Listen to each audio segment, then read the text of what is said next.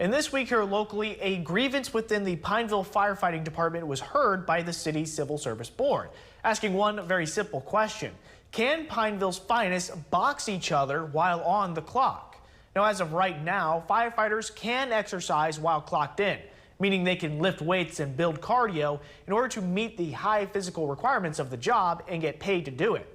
But recently, firefighters at the department have been attempting to exercise with punching bags and sparring with each other as another form of exercise.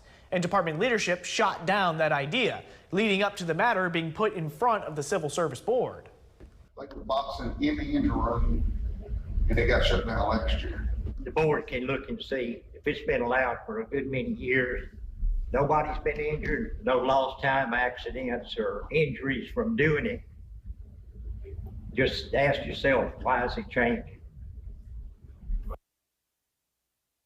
And it should be noted that Pineville police are generally not paid on the clock for exercise and falls almost exclusively to firefighting. The Civil Service Board expressed worries that the town could be held liable for injuries if they approve the move. But after a discussion, the board decided the power to allow boxing as a form of exercise simply didn't fall on them, but the department's leadership, which has already barred the activity.